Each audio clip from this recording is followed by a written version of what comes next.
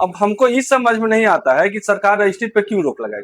अगर ठीक है जमीन आज हमारे पास है, हम किन्हीं को बेच दिए तो जो भी मालिकाना हक उनको मिलेगा। अब जो भी सरकार का नियम लागू होगा तो जो जमीन मालिक एक्चुअली है जो ले लिए उन पे लागू होगा। अब रजिस्ट्री क्यों रोक दी ये हमको भी समझ से परे है। सरकार का ये जो टाउनशिप जो निर्माण है पूरी तरह से किसान विरोधी है। ये पुनपुन सहित फतुहा जो भी है प्योर जल संरक्षण से 90% कृषि योग्य जमीन है।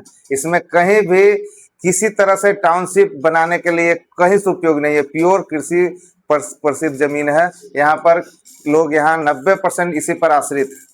मार्क्स किसान इसके विरोध में हम लोग के दादा परदादा पूर्वज जब इसी प्रॉपर्टी के लिए संपत्ति के लिए अपना सब चीज न्यौछावर कर दिया। आज आईएएस जे भी बने हैं तो यही किसान है खेती के बदौलत। आज उसी को हटा दिया जाएगा तो इस 7 जनरेशन हम लोग को माफ नहीं करेगा। आपको सिर्फ 55% मिलेगा, कुछ नहीं मिलेगा। ये सब अडानी अंबानी का खेल है।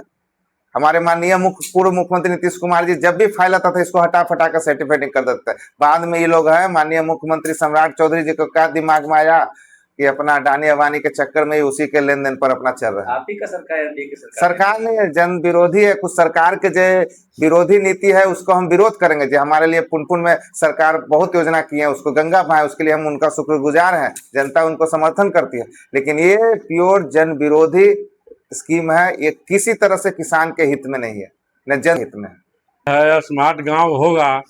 नोएडा में अभी तक पूरा सरकार अथी नहीं हुआ, टाउनशिप नहीं बना है। नोएडा में हाथ से लगल है सरकार और यहाँ तो टाउनशिप बन जाएगा।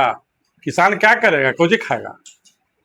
आप सरकार के अंग सरकार का नेता है, सरकार के खिलाफ विरोध करना कहाँ तक सही? हम की सरकार के अंग बाद में है, पहले हम किसान हैं। किसान पहले किसान है, किसान के हम बात बोलेंगे। हम खुद किसान हैं। क्या आपका भी जमीन जा रहा टाउनशिप में? जा ही रहा।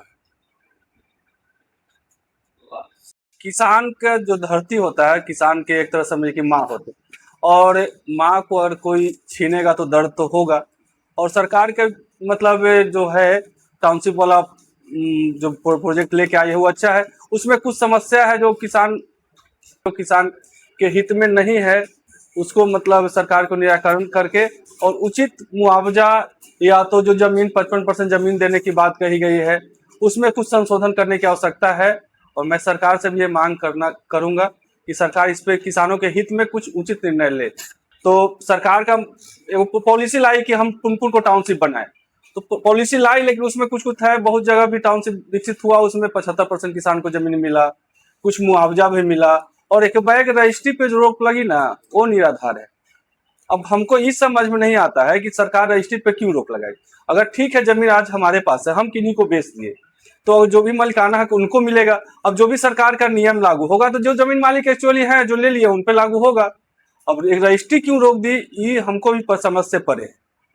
सर, बिहार में सड़क सहयोग शिविर लग रहा है और कार्यालयों में जन सुनवाई कार्यक्रम चल रहा है। सर, क्या किसानों की समस्या टाउनशिप को लेकर सुनी जाएगी?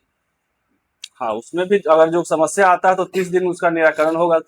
सरकार का तो साफ शब्द में कहा गया है कि अगर किसी को आवश्यकता है जमीन बेचने का या किसी बीमारी है, बेटी के शादी है, उसमें डीएम साहब के पास आवेदन आप दे सकते हैं। और डीएम साहब के पास आवेदन देने के कुछ ही दिन के बाद आपका निराकरण किया जाएगा। उचित मुआवजा 4 गुना आपके जो अभी सरकारी रेट के हिसाब से 4 गुना मुआवजा किसान के खाते में चली जाएगी।